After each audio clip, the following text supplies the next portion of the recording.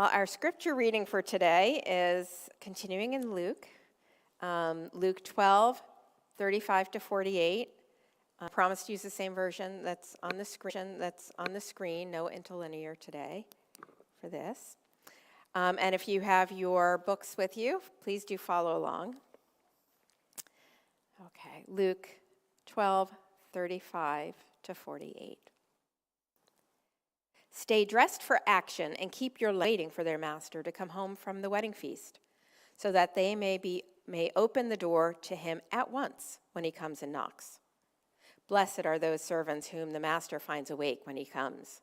Truly, I say to you, he will dress himself for service and have them recline at table, and he will come and serve them. If he comes in the second watch or in the third and finds them awake, blessed are those servants.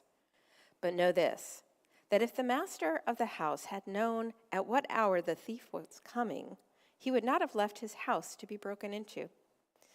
You also must be ready, for the Son of Man is coming at an hour you do not expect. Peter said, Lord, are you telling this parable for us or for all? And the Lord said, Who then is the faithful and wise manager whom his master will set over his household to give them their portion of food at the proper time? Blessed is that servant whom his master will find so doing when he comes. Truly, I say to you, he will set him over all his possessions. But if that servant says to himself, My master is delayed in coming, and begins to beat the male and female servants, and to eat and drink and get drunk, the master of that servant will come on a day when he does not expect him, and at an hour he does not know, and will cut him in pieces and put him with the unfaithful. And that servant who knew his master's will but did not get ready or act according to his will receive a severe beating. But the one who did not know and did what deserved a beating will receive a light beating. Everyone to whom much was given, of him much will be required, and from him whom they trusted much, they will demand the more. Pastor Wayne will now preach to us from the word. Thanks, Barbara. Good morning, everyone. It's good to be with you. At least for me, I was looking at the calendar, and I can't believe that Thanksgiving is on Thursday. I know time passes different for each one of us, and we're all going through different things in our lives, but at least for me, it doesn't feel like it should be Thanksgiving already. It just feels like, this year and this semester has just sped on by, and it's also a little bit strange this year because Thanksgiving Sunday is actually technically today, because Thanksgiving is on Thursday, and then next Sunday is actually December 1st, and so December 1st is the first week of Advent. So next week, we're actually starting our Advent or Christmas series, and it is way too early for me to start thinking about Christmas, but some of you may have gotten my late email last night or yesterday about Christmas decorations, because I was like, oh no, we have to get the sanctuary ready for Christmas. And it's just crazy that this year has kind of gone by. So next week, we're going to start our Advent series, which is going to run for 4 weeks. And so we're going to take a little bit of a break from Luke and do our Advent series. And then we're going to come back, and then there's one last weekend. There's always that really weird weekend between the New Year's, and then we're going to go back into Luke in that last weekend to finish off the year. So this is kind of our last little section in Luke until we come back at the end of this year. And so, man, what a doozy of a passage that we have this morning. When I read it earlier this week, I was like, oh no, there's like people being cut to pieces. There's like beatings, like everyone's getting a beating. Like, what is going on with this passage?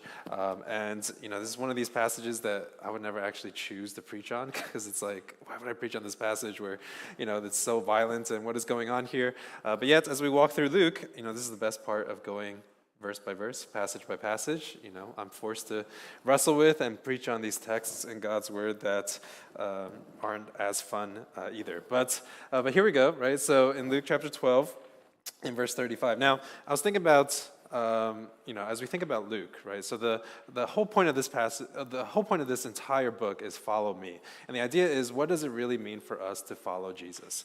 And in the Luke chapter 12, I think the theme of Luke chapter 12, and even into a little bit of 13, is this theme of focus, right? So if you think about Luke chapter 12, right, I think the theme here is focus. So I have 3 kids, 7, 5, and 3. And one of the things I'm learning about early childhood development, the funny thing is I actually took an early childhood development class in college because my friend told me it was like the easiest A ever. And so like, just go take it, real easy. And it actually was a really easy A. So I was like, oh, thanks. And it's like, one of those gen eds they have to take. And so I wasn't paying attention, I don't remember anything. But now I'm learning firsthand early childhood development. And one of the things I'm learning is that it actually takes time for a kid to follow multi-step directions, right? And so you can't always give a kid like do this, then do this, then do this, right? Because they can't remember all that. And so, every time we go somewhere, including this morning, I tell my kids like, okay, here's a couple things you need to do, all right? Remember, you got socks, shoes, jacket, socks, shoes, jacket, and pants. All right, go. Focus, right? Focus on it. And then I have some kids that are pretty good at that, and other kids that are not so good, right? I come back 3 minutes later, they have none of those things on, and I'm like, focus, all right? We really need you to focus. We really need to get out of the house. And even if it's like something really fun, like we're going to the aquarium, right? If you want to go to the aquarium, right? Focus, right? Focus on your task at hand. Just try to do it. And I say this to them all the time. I don't know if this is helping, but I always tell them, focus. What do you need to do? What do you need to do right now, right? Let's focus on this task. And, still taking them time because, they get distracted. One kid is like eating snacks. The other kid is playing with his toys. The other kid can't find his stuffed animal. I'm like, none of these things are necessary for us to leave, right? Let's focus on what we need to do. So, and the reason why I talk about focus is because I think this, Luke chapter 12 is all about focus, right? It's all about what does it mean for us to really be focused in our lives when it comes to serving God, right? Because a lot of us, if you're a Christian, you want to serve God, you want to live your life, honoring God, you want to follow God. And so what does it look, but at the same time, a lot of us also get distracted, right? There's a lot of things in our lives that will distract us from this goal that we have of following Jesus. And so if you look at Luke chapter 12, a lot of this is actually about focus. So if you remember last week, if you were here, we talked about this, or Jesus was telling us about this parable of the rich fool. Right? And so the parable of the rich fool was this guy, who had a huge surplus of grain. And so he looked at his huge surplus, if you guys remember this, and they're like, oh, what I need to do is I need to build bigger barns, right? And so he built bigger barns in order to store his grain. And then he's like, now that I have all this safety, right, now that I have all this built up, I can eat, drink, and be merry, right? If you remember at the end of the parable, what Jesus said is that, he called him, you fool, right? Tonight, your life is demanded of you. And the idea there, right, that this man was preparing all these things for his retirement, all these things so that he can be set in life, but then death came to him and he wasn't able to enjoy any of those things. I think the idea, of that parable is that the reality of death, right, the fact that we are all going to die one day, should bring to our lives some focus, right? Some kind of focus, understanding that it's really easy to be distracted by I need more, I want more, I need more, and the man, right, he never thought to himself, you know what, I actually have enough, right? I don't need to have the surplus in my barns. I actually have enough. Maybe I should give it away. Maybe I should help those that don't have it, right? So if he knew that death was going to come for him one day, it would give him a little bit more focus in his life, right? Especially when it comes to the material things that he had. Right, so the idea last week, right, is that knowing that you're going to die, knowing that one day we're going to die and we can't bring any of the stuff that we have accumulated with us, right? What does that look like to be a little bit more focused in our lives? Right, to not be the kind of person, we don't want to be that kind of person, right, that at the end of our lives, people will say about us, oh, that guy, that woman kept everything for himself, right? That guy just stored up all these treasures for himself, and now they can't even enjoy it, right, because of death. So in some ways, the reality of death should give us a little bit of focus, right, in our lives. Now, in this passage this morning, I think it's going along the same theme, but from a different angle. Right, so last week, death. This week, the focus is that Jesus is coming back. Right, so the reality of the fact that Jesus is going to come back one day should also give our lives focus. Right, should keep us on task of what it looks like to serve Jesus. And so, like our statement of faith, we had baptism last week, very exciting to always do baptism. And, we always recite our statement of faith. Right? Our statement of faith says that we believe in Jesus' visible and future return to earth. Right, so the question this morning is, how does Jesus' second coming, right? How does Jesus' second advent bring focus to our lives. And this is actually a nice passage. I know it's about like cutting up people in pieces and beating people, but and we'll get into what that means. But this is actually a really nice segue into Advent, right? Because what is Advent? Advent means arrival.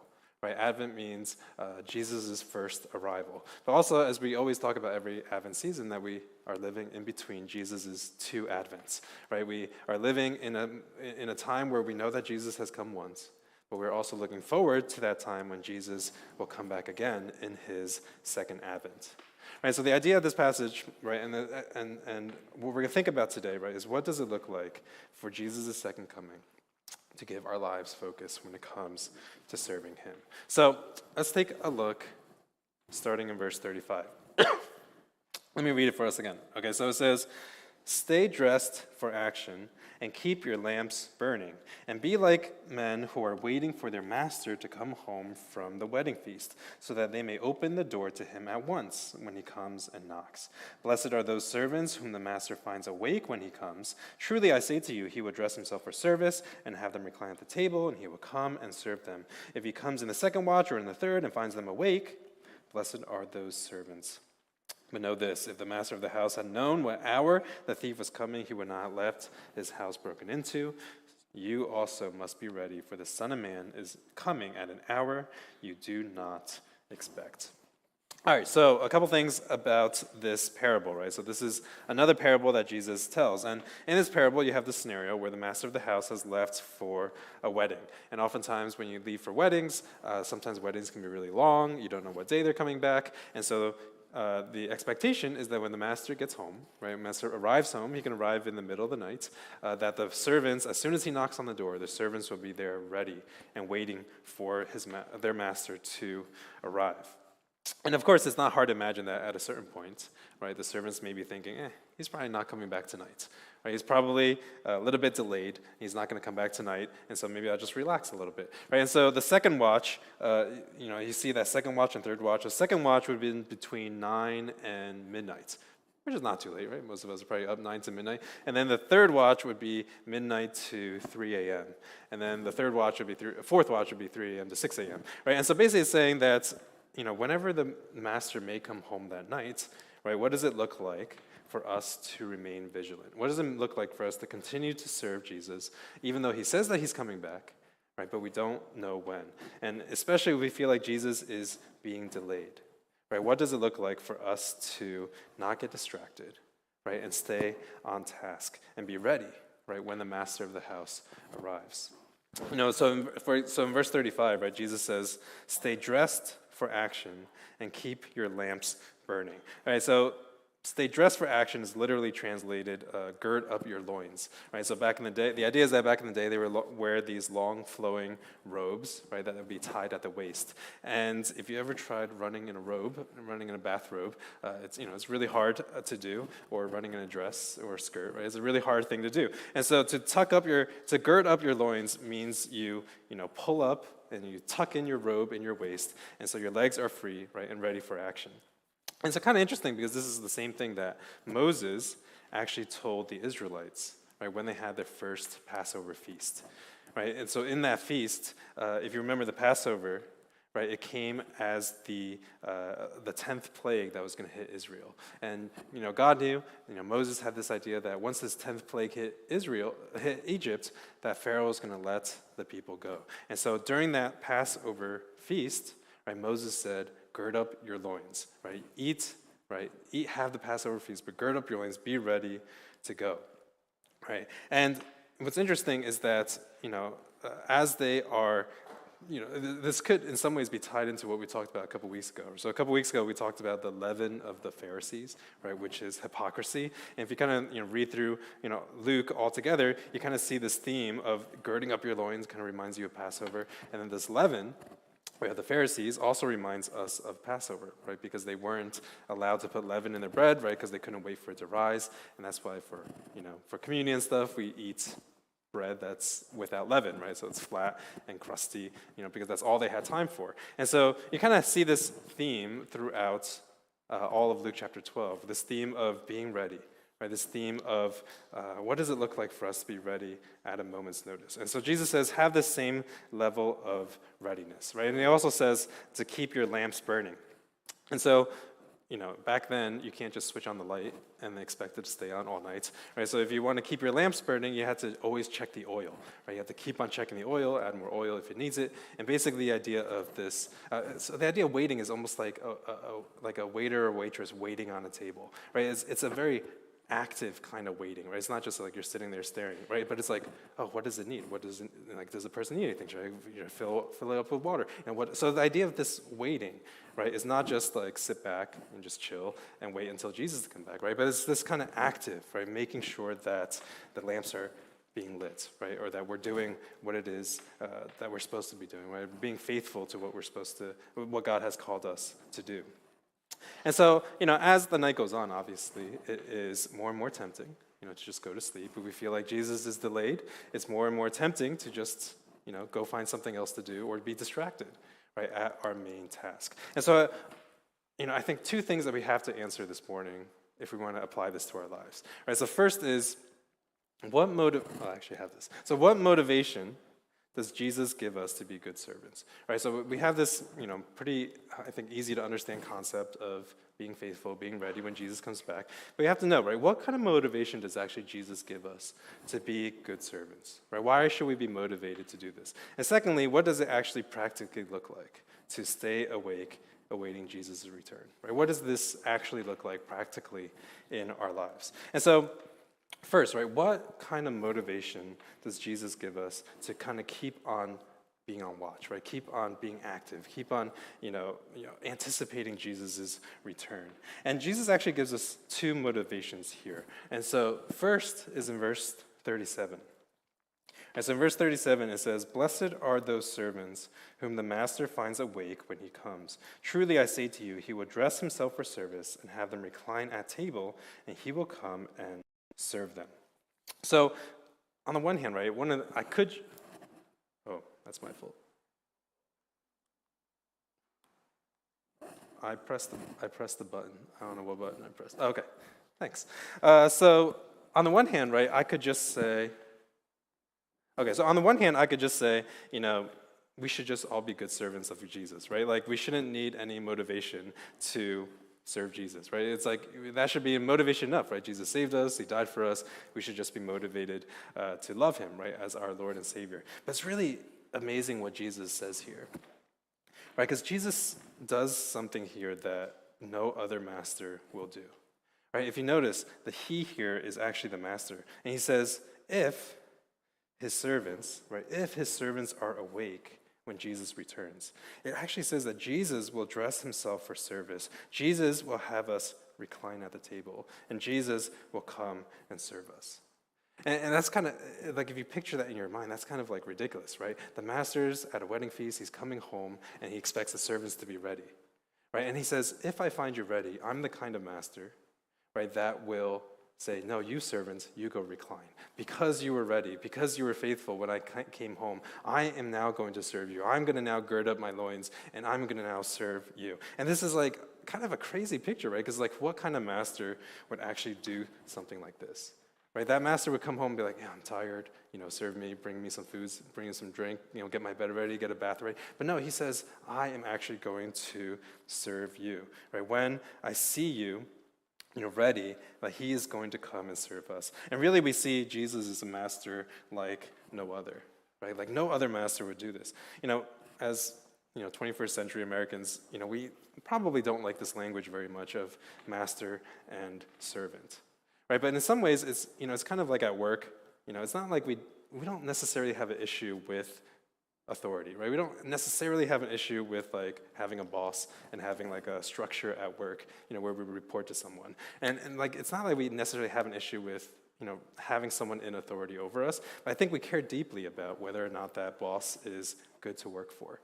whether that our company is something that is good to work for. And it matters to us deeply, right? Whether or not our boss is willing to go to bat for us, right? Or care for us, or willing to lay it down on the line and fight for us, right? That kind of matters, right? A lot of people say, like, in some ways having a good boss, right, makes the whole work culture very different. Like, some people rather stay in a good work environment than go get paid more in a bad one. And the truth is, like, I think a lot of us, right, I would love to work for a boss like that, right, who's willing to look out for me, even fight for me, and sacrifice himself for me. And so all throughout Scripture, we see that Jesus is this kind of boss, right? This is this kind of master. That he uses his authority, his ultimate authority as God, right? Not for his own selfish gain, not for him to benefit, but he constantly uses his own authority, right, to serve and love us. And that's why for us, as we follow Jesus, right, we follow the same kind of leadership. Right, this leadership that we are serving those, using our authority, right, whatever authority God has given us to serve others. And of course, Jesus not just has the willingness, right, to use his authority to serve us, but we see he does this literally on the cross, right, literally laying down his life, right, in order to die for us and fight for us, literally putting down his life for us, right? And he actually does it, right? He doesn't just say he's willing to do it, right? Even in his life, we saw that Jesus, sits down with his disciples, and he says, let me wash your feet, right? He says, I'm going to wash your feet. And if you remember, Peter is like, no, Jesus, you can't wash my feet, right? You can't go so low like a servant and actually wash my feet. And Jesus tells Peter, you will have no part in my kingdom if you don't allow me to wash your feet, right? And of course, Jesus, of course, Peter's like, okay, Lord, wash my whole body. He doesn't get it, but that's okay. He will get it at some point, right? But the idea is that as we think about serving Jesus, right, he is the one that actually uses his authority to serve us. Right? So in some ways, this is the motivation that we have of serving God, right? Yes, we should serve God just because we love God, but also we see how much he loves us through his service of us. And this is really a ridiculous and shocking picture, right, of a servant coming back in the middle of the night, of a master coming back in the middle of the night and actually serving his servants, right? But Jesus says, this is the kind of master that I am, right? This is the kind of master that we serve. And so that's the first motivation, right? The first motivation is Jesus is our good master who serves us. Now, the second motivation that we have here is that we don't want to regret not being faithful when the master returns. So if you take a look at verse 39 says, but know this, that if the master of the house had known at what hour the thief was coming, he would not have left his house to be broken into. You also must be ready, for the Son of Man is coming at an hour you do not expect.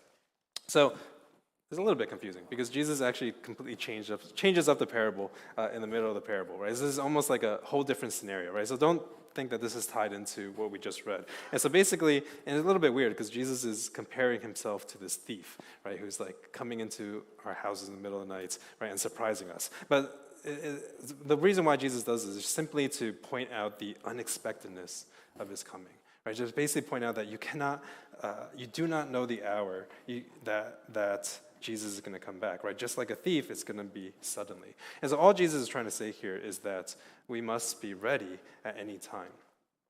Now, it's kind of interesting because, the commentary that I was reading was making this point that it's really difficult to maintain this level of vigilance, right? Like just from a very, practical standpoint. If we live our lives, right, constantly thinking, Jesus is coming back, Jesus is coming, okay, what should I do because Jesus is coming back? It's like, that could work for a little bit, right? That could work for a season of your life, but that's actually really hard to sustain that level of vigilance, right? It's like if the servant was like looking out the windows, oh, Jesus back yet? No, okay, let me do okay, is Jesus, oh no, It's like, you can't really like sustain that long term, right? That's like hard to sustain that kind of energy long term. And so the commentary I was reading was like kind of making this really interesting point because he's making this very nuanced point that Jesus' point here is not that we should constantly be thinking to ourselves, right? That Jesus is coming back, Jesus is coming back. We have to be ready, we have to be ready. And the commentary is making this point that you should think about it more like this. Right? Think about it more like this, that Jesus' arrival will be sudden and unexpected, right? And therefore, you don't want to wait until Jesus comes back in order to get your life ready. Because by then, it's going to be too late. right? You don't want to see Jesus coming down the road and be like, oh no, I'm not ready, I have to get ready, right? Because by then it's going to be too late. And so like, it made me think of when I was a kid. I think I used this illustration before in a different context, but when I was, and during summer vacation as a kid, my mom would give me like all this stuff to do. It was just me and my sister at home, and my mom and dad were at work, and every day my mom would give me some tasks to do at home, right? So she's like, do this before I get home. And so she would give me mom's homework because she didn't feel like summer homework was enough, right? So she's like, no, I'm going to assign you more homework. So I had something called mom's homework that I had to do every day. And so I had to do that. And then I had a bunch of other tasks, right? So I had to like get the dishes done. I had to make sure the house is clean. And the important thing was like putting down the rice for dinner, right? You got to put down the rice for dinner. And so every day, right, my mom, she's very organized. And so she would have this Excel checklist, and she would print it out for me with a checkbox of like all the things I need to do today before she gets home. Now, me being me, right, I procrastinate, I got time, right? Mom's not gonna come home for a while. And so, it's funny because I had this, in my bedroom window where my computer was, I could look outside, and outside I can see the driveway from my window. And so I'm like, playing games, doing whatever, and I'm looking out the window and I can see my driveway. And like, this happens like every day. I didn't really learn my lesson, but every day, I see my mom pull into the driveway, and I'm like, oh no, mom is home. And I didn't do like half the things, right? And so I'll like, within the 30 seconds of my mom parking and getting to the house, I'm like scrambling, trying to get everything done. And like, my thought is like, she'll come home and she'll see that I'm actually doing it, right? And be like, and I wouldn't get in that much trouble. But obviously she knows, right? Like, she's not dumb. She knows that I haven't been doing any of this all day. And only in that she's coming home, I'm like, trying to get everything done. And so the idea is like, it is, so mom's coming is going to be sudden and unexpected. It's not that unexpected, there's a certain hour she would get home. But Jesus' coming is going to be super sudden, super unexpected. And the idea is that we don't want to wait until Jesus comes back because it's going to be too late. Or, I was thinking about this. This is a little bit more of a serious example. But, many of us had to experience the death of a parent. Right? I know many of us here had to experience a death of a parent at some point, and that's a really hard thing for any of us to go through. And when we think, and so the idea is like when we think of our parents, right? What motivates us to care for our parents, right? Probably isn't, oh, they're gonna die soon, I should spend more time with them. They're gonna die soon, I should spend more time with them. Right? Oh no, they're gonna, right? Like that's like not sustainable, and I don't know, that's weird to think too, right? Like we probably don't think that way unless our parents are really sick or something like that. And the idea is that their death could come very sudden and unexpected, right? And when that happens, we don't want to say, oh, it's going to be too late, right? It's going to be too late to maybe reconcile. It's going to be too late to, forgive past wrongs. It's going to be too late to, spend time together or say the things I wanted to say, right? And the idea, right, is that, and this was actually a good read. So I called my mom this past week. I was writing the sermon, and I was putting this illustration in. I was like, I should call my mom. So I called my mom this week, because like the idea is like what motivates us isn't that, oh, I have to think she's going to die soon, so I should do all this. The thing is like I don't want that moment to come, right? I know that it's coming sometime. I don't want that moment to come when she suddenly and unexpected, maybe I get a call, maybe she falls, maybe something happens, right? And say, oh no, now it's too late. Right now, don't have time to do all those things that I wanted to do or say or spend that time together, right? And so I think what Jesus is saying here, right, is that our motivation isn't this like fearful anxiety, right, that at any point he's going to show up, right? And so we better get our act together, right? Rather, I think the motivation that Jesus is teaching us here is that one day Jesus will be coming back, right? And when Jesus comes back, I don't want to look back at my life and say, oh, I should have done this, I should have done this, right? I want to look back at my life and say, I made the right choices, I was faithful, I tried to live for Jesus, I try to do my best to focus on what it looks like to serving him. I try to be faithful in the small things. I think that's what the motivation here is, right? That's what focuses our lives, right? To be able to look back and when Jesus comes suddenly and unexpected, right? I don't want to have to say like, oh man, why did I spend all that time, pursuing that one thing, right? I don't want to say, why did I worry so much about that one thing, or why didn't I just give more of my money away? Like why do I have so much in the bank still? I should have just given it more away to people. If you ever watch Schindler's List at the end, right? You have that really emotional scene of why didn't I just do that, right? Why didn't I just give my money away? Why didn't I just forgive that person? Why didn't I just love, those around me? Right, so I think what Jesus is saying here is that the motivation, right, is not that we should be anxious, right? Jesus is going to catch us, right? Catch us like off guard. But I think our motivation is we don't want to wait until it's too late, because Jesus coming back will be sudden and unexpected. But rather, we want to have, when Jesus comes back, we want to be doing all the things that God is calling us to do. Right, so I think that's our two motivations, right? So what motivation does Jesus give us to be good servants? One is that Jesus is our good master who serves us, right? Jesus is this one-of-a-kind master who actually serves his servants. And secondly, right, we don't want to regret not being faithful when Jesus returns, because it's going to be too late. So second question, right? So what does it practically look like to be awake and awaiting when Jesus comes, right? So what does that actually look like? What does it look like to be practical, to be a little more practical about this, right? What does it look like to be awake and waiting? So, our passage answers this for us as well. So in starting in verse 41, it says, "And Peter said, 'Lord, are you telling this parable for us or for all?' And the Lord said, 'Who then is faithful and the wise manager, whom the master will set over his household to give them their portion of food at the proper time? Blessed is that servant whom his master will find so doing when he comes. Truly I say to you, he will set him over his possessions.'" All right, so what does it look like to be faithful and be serving and be awaiting Jesus, right? What does that look like? And I think Jesus' answer here is actually pretty simple, right? I think his answer here is be faithful in the small things. Or even another answer could be, see yourself as servants in the household of God. Right? I really like this analogy of the fact that we are servants in the household of God. Right? Last week I tried to talk about stewardship. Right? Last week we were talking about greed, and we were talking about stewarding our stuff well. Right? All the things that God has given us belongs to Him. What does it look like for us to steward well? And Jesus actually really pushes this home with this analogy of being a servant in God's household. Because if we really see ourselves, right, as servants in God's household, right, who does our stuff belong to? Right, it actually doesn't belong to us, right? If we really see ourselves that I'm just a servant in God's household, right, all the stuff that God entrusts to me is really not mine. Right? All of it really belongs to the Lord, right? Jesus may entrust us with certain things. The different ones of us, he entrusts different amounts, right? Different amounts of responsibility, different amounts of money, different amounts of authority. But when we realize that I am just a servant in God's household, right, we actually realize that everything that we've been given to us, we need to steward well. And so what Jesus is saying here is that see yourself as a servant in God's household.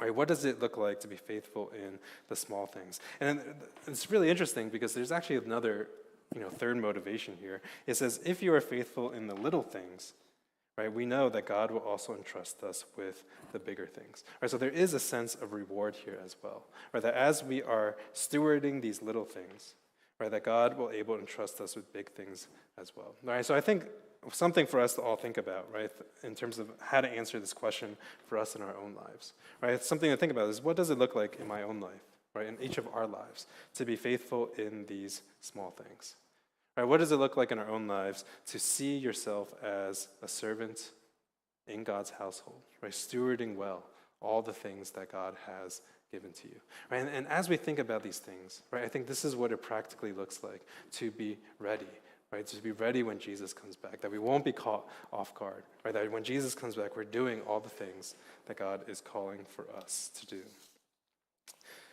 Now, it's not fun, but I have to end the sermon, kind of talking about these curses, right? So we kind of have, the good stuff in the beginning, but now I do want to talk a little bit about these curses. Not really fun to talk about this, but Jesus has these really harsh things to say, right, to servants who are not serving. So let me talk about this a little bit. So starting in verse 45, right, it says, "But if that servant says to himself, 'My master is delayed in coming,' and begins to beat the male and female servants and eat and drink and get drunk, the master of that servant will come on a day when he does not expect him, and an hour he does not know, and will cut him to pieces and put him with the unfaithful. And that servant who knew his master's will, but did not get ready or act according to his will receive a severe beating. But the one who did not know and did what deserved a beating will receive a light beating. Everyone to whom much was given, of him much will be required. And from him to whom they entrusted much, they will demand more. All right, so let me just say up front that I don't think that these warnings are for those who are Christian, right? So these warnings are for those who are not Christian, right? So I don't think that these warnings are necessarily intended to say that, I don't think Jesus is saying, you're going to receive a light or severe beating depending on how faithful you are, right? I actually think this is referring to people who are not Christian, actually, or not serving Jesus. Because if you look at this, right, if you notice that this servant says to himself, right, my master is delayed in coming. Right, so this servant means that this servant has a position in God's household. Right, so he's, on the outside, he looks like a servant of God, but he's really not a true servant. So really what I think these warnings are for, right, who these warnings are for, is really for the religious leaders at that time, right, because they looked like they were serving Jesus, but they really weren't. Right, these warnings were really for the religious leaders, right, for the Pharisees and the scribes and the lawyers. And we might think that being cut in two, or being cut in pieces and getting a severe beating may seem a little harsh, right? But if you look at what these religious leaders were doing, right, they were beating their male and female servants, they were eating the master's food, they're getting drunk off the master's drink. And in many ways, these are people in positions of authority in God's household, right? They're using their authority to abuse others, to take advantage of others, to not act according to God's will. And so in some ways, I kind of agree with Jesus that, that this kind of leadership, especially within the household of God, right, absolutely deserves a harsh punishment. Right? It absolutely deserves this harsh punishment because it is happening in the household of God. Right? These are people that should know better. Right? These are the religious leaders of the time that should know better, but they don't. And what you notice here is that the punishment is actually proportional to their knowledge. Right? The punishment is actually proportional to their knowledge. So earlier we talked about how our rewards are proportional to our faithfulness. And this is the other side of that. That punishment is also proportional to their knowledge of God. And so, all right, so we can't fully go into this one, but one of the questions that I always get, right, and is how is it fair? Right? How is it fair that God can send people to hell? Or that God can, do this to people who have never heard the gospel, right? How can it be fair, right? That God would, send people to hell that never heard the gospel? Because you see this, right? Like but the one who did not know and did what deserved a beating will receive a light beating, right? So even those that didn't know God's law, right? But what they did was still bad. They will receive a light beating, and so this is always a question that we get, right? Like, what about those that never heard the gospel? And like I said, I can't fully go into this one, but my answer is always twofold. Right? First is that our view of heaven, I think, is actually off. Right? Because most of us just think of heaven as the place where good people go to. Right? If you're good, you go to heaven. If you're bad, you go to hell. And I think our view of heaven is off. Because I always like to say that if you don't love God, right, you're going to absolutely hate heaven. Right? Because heaven is a place where it is 100% filled with God's glory. Right, so I think maybe we need to stop seeing heaven as just a place good people go, right? But heaven is a kingdom where everyone rejoices, right, at the glory of God being displayed, right? So it's not just that bad people go to hell, but God's word clearly tells us, right, that our default nature is one of rebellion against God, right? The natural human being wants nothing to do with God, right? So why would that person want an eternity filled with God's glory? Right, so I think in many ways our view of heaven is a little bit off. Secondly, I think even in eternity, right, the punishment is proportional. Right, it depends on the actions in your life, and it depends on the amount of understanding that you had of the gospel. And I don't have as much time to build the whole biblical case for this, but actually we see this so much, and I'll probably have time later on in the book of Luke to talk more about this. Right, but you see that we should be motivated in some ways by rewards, because what we do on earth, right, actually has implications to our life in heaven. And the same way, both in heaven and in hell, right, you see the punishment is also proportional to the things that we do. And, one of the things, as I'm thinking about this is that, I really need to think more about how to talk about hell in our modern context, right? Because in our culture, even many Christians, right, many of us here, even at the mention of hell, very uncomfortable, very unwelcome to talk about this. And, sometimes it just feels unloving, right, to talk about this. And, I've been trying to think through this week just a little bit, right? Like, why is that the case?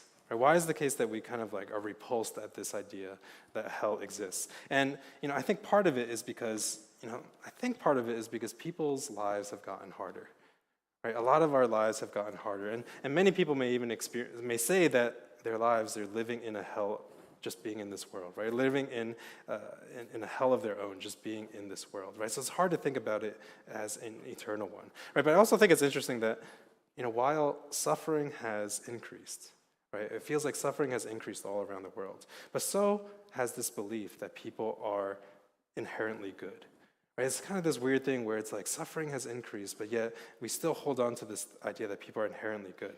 And you would think in a world, right, that believes so strongly in justice, that believes so strongly at the presence of injustice, right, that it would be easier to talk about hell. But in many ways, it's not, right? It still seems to be this, really repulsive doctrine. I think also maybe people are just more concerned about things here on earth, right? What does it make it? How do we make life better now, right? Rather than thinking about the life that is to come, right? And so, I have to talk about this because, I think the passage is leading me this way. But in many ways, we see this, right? That our actions here on earth, right, actually have much more of an impact in eternity than what we think. So in light of all this, right, what do we do? And I think it's better to go back where we started, right? That sober passages like this one, right, so should hopefully remind us to stay focused, right? Because Jesus is coming back soon, right? Jesus is coming back soon, and that not only should give us hope, right? Not only should that give us hope, but should give our lives focus, right? To be faithful in the small things. Right? We hopefully have that desire to want to be found faithful, right? In all that God has called us to do, lest it be too late, right? When Jesus suddenly and unexpectedly returns. Right? But most of all, as we end, I want to remind all of us, right, that Jesus is our good master, right? That Jesus is our good master. For those of us that maybe you're not Christian, you walked in this church service, pastor's talking about hell, it's like, a little bit of shock, but in some ways to remind us that Jesus is the good master, right? I think people, that are not Christian are in some ways repulsed by the idea of God, right? Repulsed at the idea of, what do you mean? I have to be a servant and I have to serve Jesus, right? But as Christians, we see that Jesus is our good master, the one who died for us, the one who lays down his life for us. In many ways, as we live our lives, we joyfully serve him, right? Because he's the one that first served us. Let's pray together.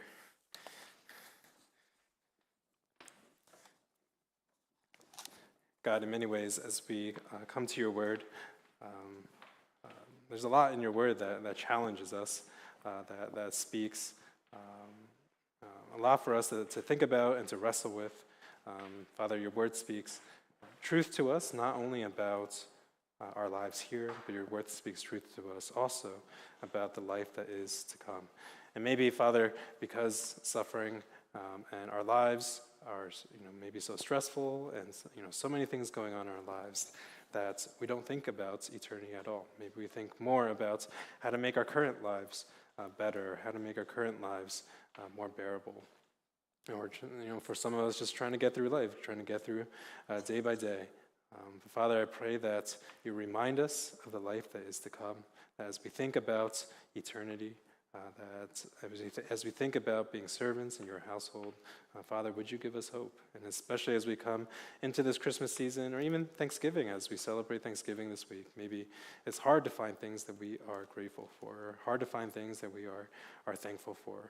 Not just things that we say around the dinner table, but truly, deeply in our hearts. Sometimes it is hard to find a heart that is full of gratitude. And so, Father, let this Advent season, let this Christmas season remind us that in the darkest of nights, at the end of the year, in the darkest of nights, a great light has been shown on this earth. That perhaps you intentionally chose this time of year where it is so dark outside, and or maybe it just represents our lives, but yet through the darkness, in the midst of the darkness, this great light has come in Jesus. And so, Father, I pray for each one of us here that we would trust in you, that we would believe as we put our trust in you, Father. May you fill us with great hope in the midst of our lives, and may you motivate us also to share this great hope with all those around us, that indeed a great light has come onto this earth. Help us to glorify you and love you with all of our heart. In Jesus' name I pray. Amen. Thank you, Pastor Wade.